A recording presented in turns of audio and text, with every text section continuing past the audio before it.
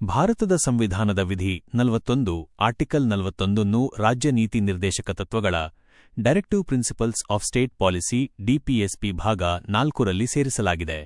ಈ ವಿಧಿಯು ಭಾರತವನ್ನು ಒಂದು ಕಲ್ಯಾಣ ರಾಜ್ಯವನ್ನಾಗಿ ವೆಲ್ಫೇರ್ ಸ್ಟೇಟ್ ಮಾಡಲು ರಾಜ್ಯವು ಅನುಸರಿಸಬೇಕಾದ ಪ್ರಮುಖ ಮಾರ್ಗದರ್ಶಕ ತತ್ವಗಳಲ್ಲಿ ಒಂದಾಗಿದೆ. ವಿಧಿ 41ರ ಪೂರ್ಣ ವಿವರಣೆ. ವಿಧಿ 41ರಲ್ಲಿನ ಮೂಲ ಪಠ್ಯವು ಈ ಕೆಳಗಿನಂತಿದೆ.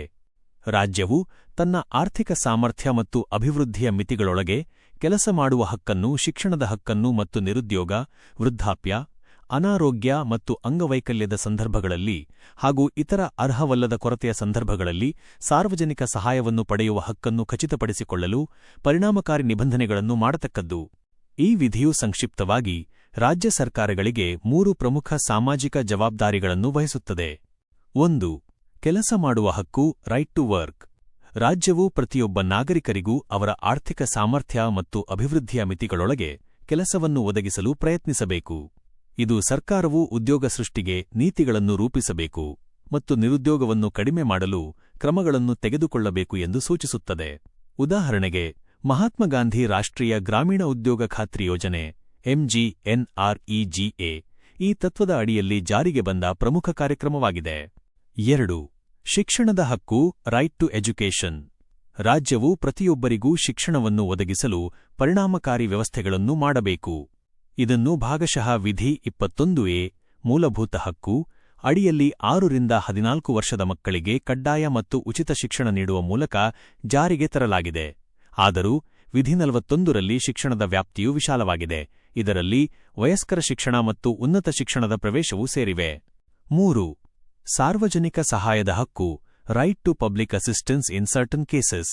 ಕೆಲವು ನಿರ್ದಿಷ್ಟ ಸಂದರ್ಭಗಳಲ್ಲಿ, ಅಂದರೆ ಸ್ವಂತ ಕಾರಣಗಳಿಲ್ಲದೆ ದುಸ್ಥಿತಿಯಲ್ಲಿರುವವರಿಗೆ ರಾಜ್ಯವು ಸಹಾಯವನ್ನು ಒದಗಿಸಬೇಕು. ಈ ಸಂದರ್ಭಗಳು ನಿರುದ್ಯೋಗ, ಅನ್ಎಂಪ್ಲಾಯ್ಮೆಂಟ್, ವೃದ್ಧಾಪ್ಯ, ಓಲ್ಡ್ ಏಜ್, ಅನಾರೋಗ್ಯ, ಸಿಕ್ನೆಸ್, ಅಂಗವೈಕಲ್ಯ, ಡಿಸೇಬಲ್ಮೆಂಟ್, ಇತರ ಅರ್ಹವಲ್ಲದ ಕೊರತೆಗಳು, ಅದರ್ ಕೇಸಸ್ ಆಫ್ ಅನ್ಡಿಸರ್ವ್ಡ್ ವಾಂಟ್.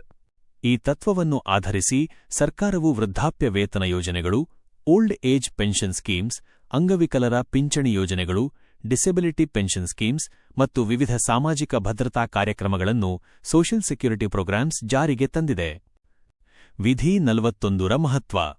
ವಿಧಿ 41 ರಾಜ್ಯ ನೀತಿ ನಿರ್ದೇಶಕ ತತ್ವಗಳ ಭಾಗವಾಗಿರುವುದರಿಂದ ನ್ಯಾಯಾಲಯದಿಂದ ಜಾರಿಗೊಳಿಸಲಾಗುವುದಿಲ್ಲ. ನಾನ್ ಜಸ್ಟಿಷಿಯೇಬಲ್. ಈ ಹಕ್ಕುಗಳನ್ನು ಉಲ್ಲಂಘಿಸಿದರೆ ನಾಗರಿಕರು ನೇರವಾಗಿ ನ್ಯಾಯಾಲಯಕ್ಕೆ ಹೋಗಿ ರಾಜ್ಯದ ವಿರುದ್ಧ ಮೊಕದ್ದಮೆ ಹೂಡಲು ಸಾಧ್ಯವಿಲ್ಲ. ರಾಜ್ಯಕ್ಕೆ ಮಾರ್ಗದರ್ಶಕ ತತ್ವ, ಗೈಡಿಂಗ್ ಪ್ರಿನ್ಸಿಪಲ್.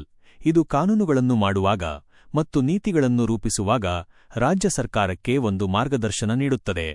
ರಾಜ್ಯವು ತನ್ನ ಆರ್ಥಿಕ ಸಂಪನ್ಮೂಲಗಳನ್ನು ಅವಲಂಬಿಸಿ ಈ ತತ್ವಗಳನ್ನು ಕಾಲಕ್ರಮೇಣ ಜಾರಿಗೆ ತರಲು ಪ್ರಯತ್ನಿಸಬೇಕು.